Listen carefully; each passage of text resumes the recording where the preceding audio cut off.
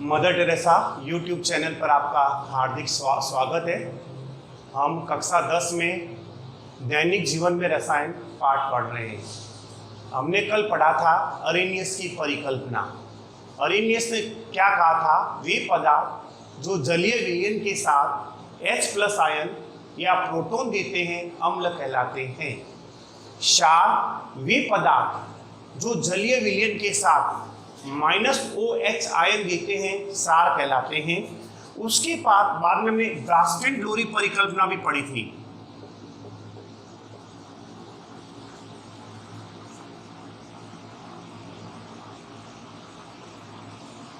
ये परिकल्पना क्या थी? ब्रास्टेड एंड लोरी परिकल्पना क्या थी? ब्रास्टेड-लोरी के परिकल्पना के अनुसार प्रोटॉन ग्राही, प्रोटॉन दाता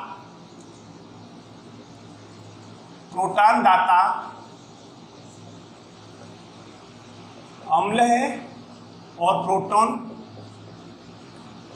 ग्राही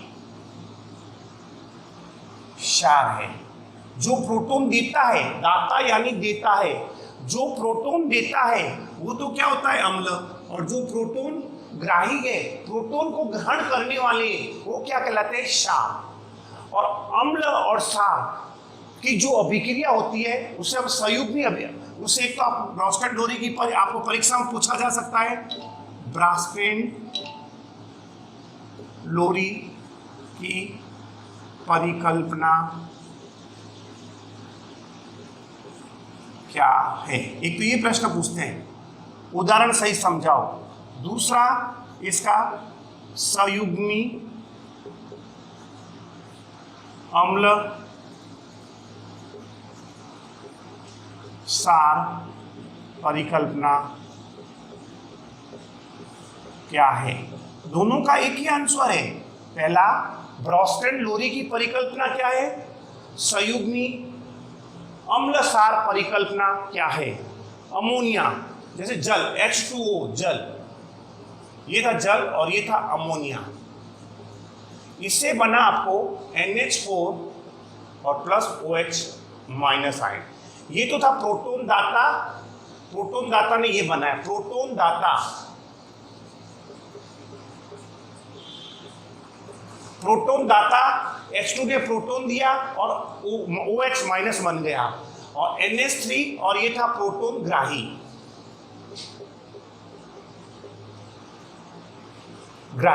प्रोटॉन दाता को क्या कहते हैं? अम्ल।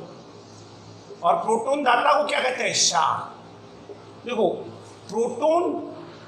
प्रोटॉन दाता क्या होता है? देखो, जो प्रोटॉन को दाता है, जो प्रोटॉन को देने वाला है, वो क्या कहलाएगा? अम्ल। जो प्रोटॉन को लेने वाला है वो क्या कहलाएगा? प्रोटॉन ग्राही, क्षार। अम्ल ने एक प्रोटॉन दिया और OH, तो इसका जो ये बनेगा वो ये बनेगा संयुग्मी क्षार। अम्ल का बनने वाला क्या होगा? संयुग्मी क्षार। इसने एक प्रोटॉन देकर अपना संयुग्मी क्षार बनाता है। क्षार ने प्रोटॉन लेकर अपना संयुग्मी अम्ल बना दिया। ऐसी अभिक्रिया को अम्ल क्षार संयुग्मी परिकल्पना कहते हैं। तो आप लिखोगे, ब्रास्टेड-लोरी के अनुसार जो प्रोटॉन दाता है उसे हम अम्ल कहते हैं, जो प्रोटॉन ग्राही है उसे हम क्षार कहते हैं। जिस प्रकार H2O जल और अमोनिया, H2O जल जिसको हम कहते हैं ये प्रोटॉन दाता है, अम्ल है, NH3 अमोनिया वो क्षार है। क्रिया के बाद में जल ने अपना प्रोटॉन देकर अमोनिया बना दिया और OH ने अपना, H2O ने अपना एक प्रोटॉन देकर OH- में तब्दील हो गया। इससे क्या हुआ? H2O का जो संयुग्मी क्षार होगा, H2O अम्ल का संयुग्मी क्षार हाइड्रोक्सिल आयन होगा, और अमोनिया क्षार का संयुग्मी अम्ल NH4 होगा, NH4। तो इस प्रकार से समझ में आ गया अम्ल क्षार संयुग्मी परिकल्पना। अब हम लेते हैं लुईस परिकल्पना।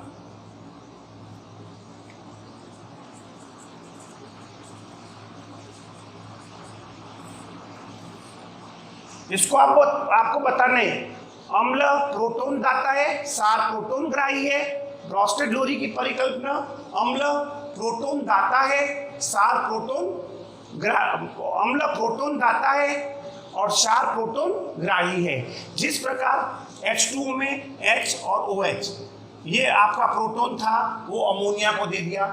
H और OH से जैसे NH4 जैसे HOH प्लस NH4 NH3, इसने अपना ये था, ये इसको दे दिया और क्या बना NH4 और पीछे कह रहा OH, ये OH माइनस, ये हो गया।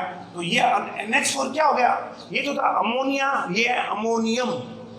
NH3 से तो ये तो क्या था, क्षार, इसने प्रोटॉन लिया है और इसने प्रोटॉन दिया है, H2O था ये, इसने प्रोटॉन दिया है और इसने प्रोटॉन लिया है। प्रोटॉन देने वाला क्या कहलाता है, अम्ल। प्रोटॉन लेने वाला क्या कहलाता है, प्रोटॉन लेने वाला क्षार। अम्ल का संयुग्मी क्या बनता है, संयुग्मी क्षार, और क्षार का संयुग्मी क्या बनता है, संयुग्मी अम्ल, उल्टा बनता है।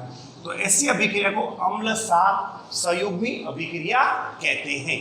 अम्ल का संयुग्मी क्षार और क्षार का संयुग्मी अम्ल, इस अभिक्रिया को हम संयुग्मी अम्ल क्षार अभिक्रिया कहते हैं।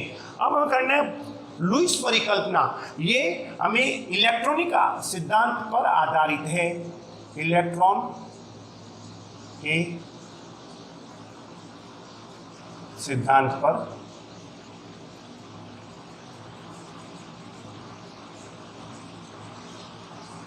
लुईस परिकल्पना है, वो इलेक्ट्रॉन के सिद्धांत पर आधारित है।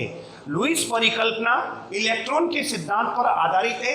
इसके अनुसार अम्ल वे पदार्थ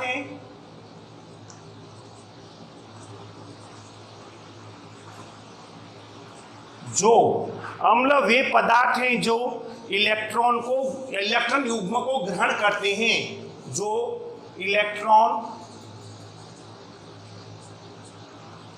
युग्म को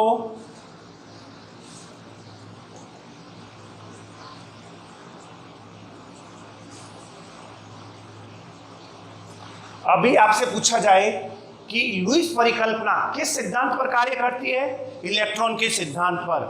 अम्ल वे पदार्थ हैं जो इलेक्ट्रॉन युग्म को ग्रहण करते हैं, जो इलेक्ट्रॉन के युग्म पेयर को लॉन पेयर को ग्रहण करते हैं। अम्ल क्या होते हैं, इलेक्ट्रॉन को ग्रहण करते हैं। और क्षार वे पदार्थ हैं जो इलेक्ट्रॉन को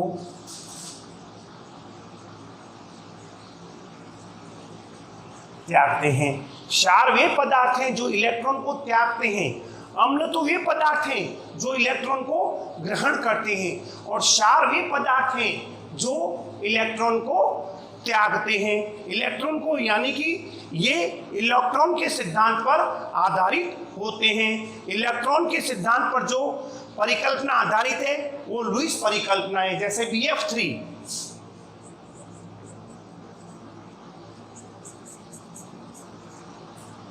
इसके पास में देखो 2 इलेक्ट्रॉन है, इसके पास में 2 इलेक्ट्रॉन पड़े अमोनिया के पास में। जो इलेक्ट्रॉन देने वाला है उसको क्या कहते हैं, जो इलेक्ट्रॉन को देने वाला है यानी त्यागने वाला है, ये क्या कहलाएगा, जो इलेक्ट्रॉन को त्यागने वाला होता है वो क्या कहलाता है, जो इलेक्ट्रॉन त्यागता है वो क्या कहलाता है, क्षार। जो इलेक्ट्रॉन को ग्रहण करता है वो क्या कहलाता है, अम्ल। तो इसलिए इसको ये 2 परिकल्पना ये इलेक्ट्रॉन के सिद्धांत पर काम करती है। इलेक्ट्रॉनिक सिद्धांत के आधार पर वे अम्ल वे पदार्थ होते हैं जो इलेक्ट्रॉन को ग्रहण करते हैं, इलेक्ट्रॉन युग्म को, इलेक्ट्रॉन के पेयर को ग्रहण करते हैं, वो क्या कहलाते हैं, अम्ल। और क्षार वे पदार्थ होते हैं जो इलेक्ट्रॉन के युग्म को त्यागते हैं। ये बोरोन है और ये अमोनिया है। अमोनिया के पास में एक लोन पेयर पड़ा है, तो क्या करता है, इसके साथ में मिलकर एक उपसहसंयोजक बंध बनाकर एक पदार्थ बनाता है अमोनिया। अमोनिया और बोरोन मिलकर एक उपसहसंयोजक बंध द्वारा एक पदार्थ बना लेता है। इसके बाद में क्या कहते हैं, जिनका अष्टक अपूर्ण होता है, अपने अष्टक को पूर्ण करने के लिए अष्टक अपूर्ण हो, ऐसे पदार्थ जिनका अष्टक, अष्टक क्या होता है, बाह्य कोश, इलेक्ट्रॉन हमेशा बाह्य कोश में रहते हैं। बाह्य कोश को पूरा करने के लिए क्या करते हैं यौगिक या पदार्थ, इलेक्ट्रॉन को अपने अष्टक को पूर्ण करने के लिए, तो दूसरा नियम क्या हो गया, धनात्मक आवेश, अम्ल कहलाते हैं Mg2 प्लस Na प्लस, ये धनात्मक आवेश, जिनके ऊपर धनात्मक आवेश होते हैं वो भी क्या कहलाते हैं, अम्ल। जो धनात्मक आवेश होते हैं जिनका अष्टक अपूर्ण होता है, जिनका अष्टक पूर्ण नहीं होता है, लुईस के अनुसार जिनका अष्टक पूर्ण नहीं होता है, अष्टक अपूर्ण होता है,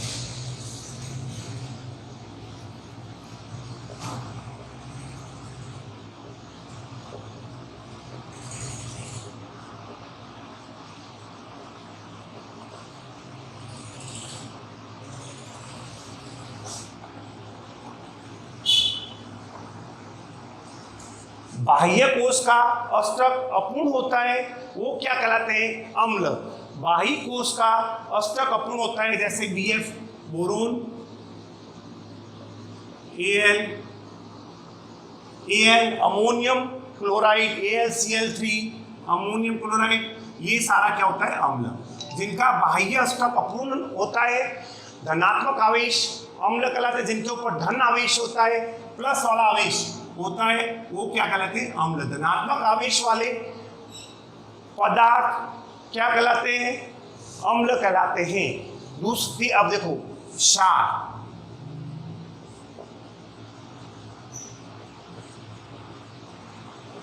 ऋणात्मक आवेश वाले क्षार कहलाते हैं।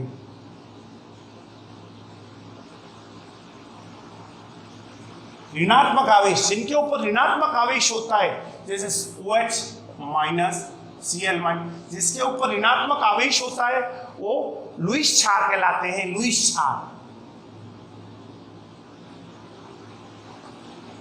ऋणात्मक आवेश होता है जिनके ऊपर, उसको हम क्या कहते हैं, लुईस क्षार। जिनके ऊपर ऋणात्मक आवेश होता है और जिनका अष्टक पूर्ण होता है और अलग से लोन पेयर पड़ा रहता है, जो इलेक्ट्रॉन धनी होता है, जिनके पास जो इलेक्ट्रॉन धनी होता है